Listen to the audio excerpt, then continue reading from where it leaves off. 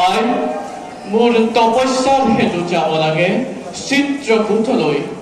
বাছাহত মই নহা পৰ্যন্ত তপোবনৰ দায়িত্ব তোমালোকৰ ওপৰতে অৰ্পণ কৰিলো। অতি সৰহ 2 পক্ষৰ পাছত ঘূৰি আহিম। গুৰুদেৱ, সেইদিনা হাবিত পোৱা বাঘ পোৱালি কেইটা পুহিবলৈ ধৰি আনিম নে?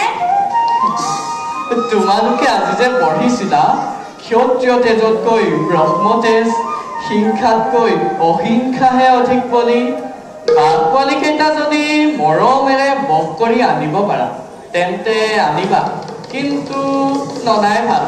ৰবা, মই পুথি পত্ৰখিনি থৈ আহোঁগৈ। ভাল গুৰুদেৱ।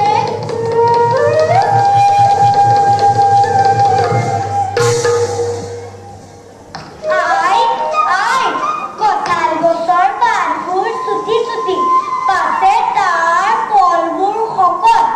আম গছৰ পাতবোৰ দীঘল দীঘল, পাছে তাৰ ফলবোৰ সৰু সৰু। কোৱাচোন নাই, এনেকুৱা ওলোটা কথা কিয় হ'ল? ঈশ্বৰে কৰিলে নেকি? অৱশ্যে ঈশ্বৰে কৰিলে হয়, কিন্তু মই ভাবো তাতো এটা কথা আছে। কি কথা? আম গছৰ পাতবোৰ চাবাচোন তললৈ, কিন্তু কঁঠাল গছৰ পাতবোৰ থিয় থিয় আৰু তাহাঁতৰ লক্ষ্য ওপৰত। তেনেহ'লে আজিৰ পৰা আমি ডাঙৰ ডাঙৰ লক্ষ্য ৰাখিহে কাম কৰিম। মই যে সদায় কৰোৱে। মই অযোধ্যাৰ ৰজা ৰামতকৈও ডাঙৰ হ'বলৈ যত্ন কৰিম। যত্নৰ কথা একো নাই শুনাহত।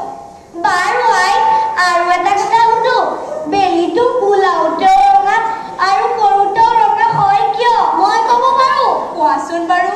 ওলাওতে সিদূৰত আৰু সৰুতেও সিদূৰত, সেই দেখি তাৰে আমাৰ মনত ধোঁৱাবোৰ সৰহ হয়। সুন্দৰ। পিছে তাৰ পৰা কি উপদেশ পালা? ল'ৰা যেনে বুঢ়াও যেনে।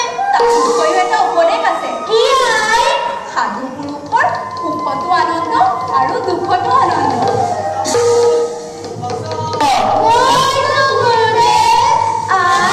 গুৰুদেৱে মাতিছে, যাওঁ দে আই। বাছাহত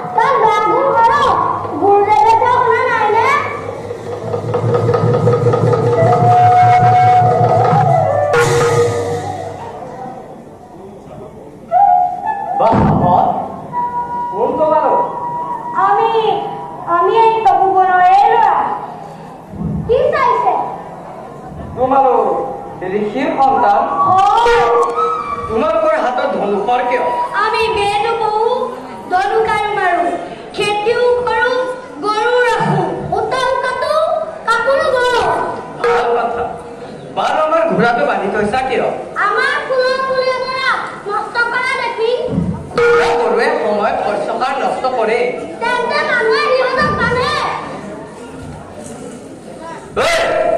যা ঘোঁৰা মেলিয়া সামান্য গলকৰ ইমান খা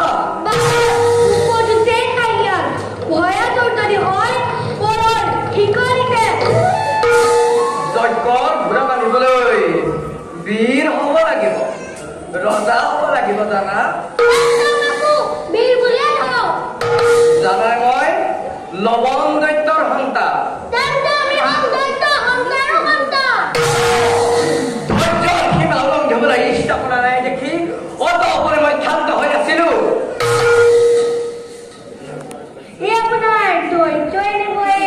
আমি অৱশ্যে দৈব পৰা নাই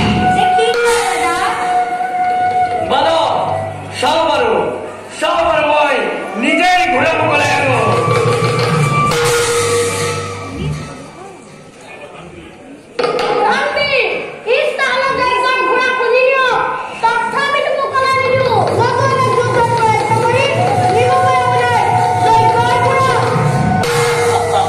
উত্তম সেই বালক বুলি এইবাৰ নকৰি খাবা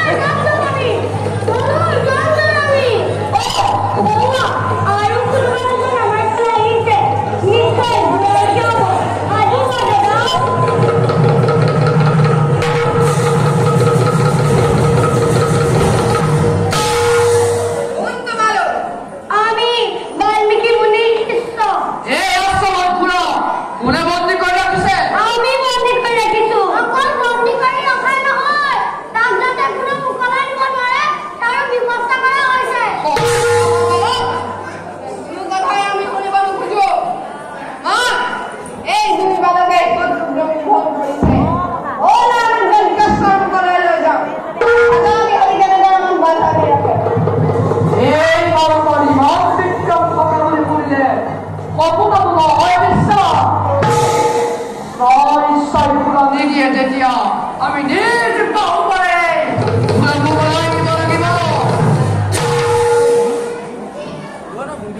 ইয়াৰ হৈ সিংহৰ লগত যুঁজিবলৈ আহক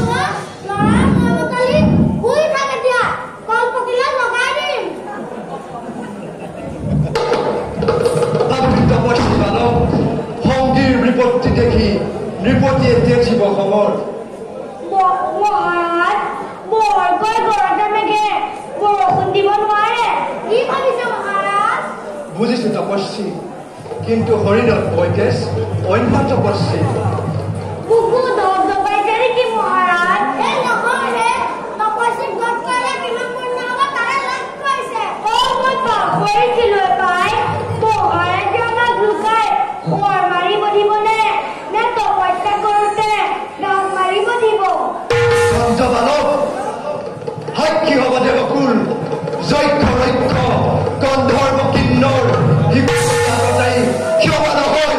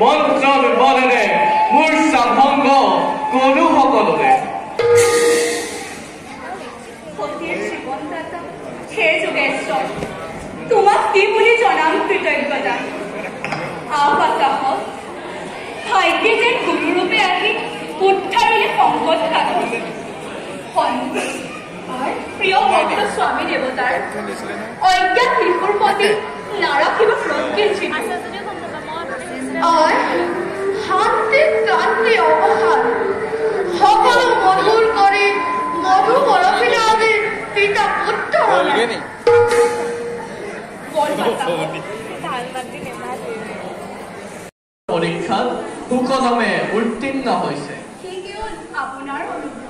বাছা ল'ব আৰু সুখন আৰু এসপ্তাহৰ ভিতৰত তোমালোকৰ ৰামায়ণ অধ্যয়ন সম্পূৰ্ণ হ'ব।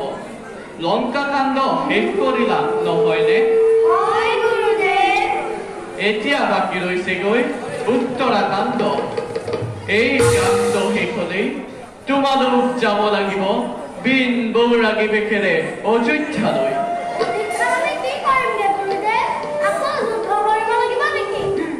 নালাগে শুন, তোমালোক অস্ত্ৰ পৰীক্ষাত উত্তীৰ্ণ হৈছা।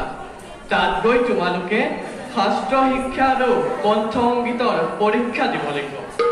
এতিয়া আমি বিশ্ৰাম কৰোঁগৈ ব'লা।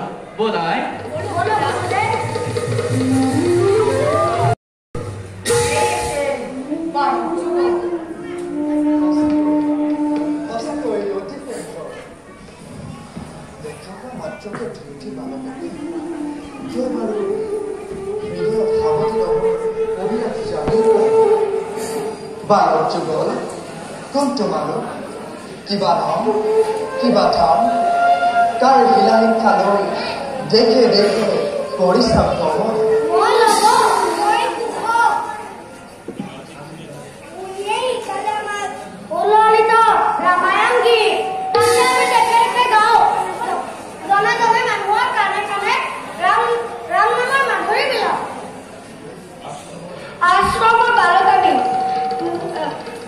আশ্ৰমৰ বালক আমি বাসস্থান বাল্মীকি পুণ্য তপোবন পুৰস্কাৰৰ নাই প্ৰয়োজন শুনিবানে মহাৰাজ তুমি আমাৰ সংগীত নিশ্চয় নিশ্চয় শুনিম বালক যুগল গোৱা গোৱা গীত কৰা মোক পুলকিত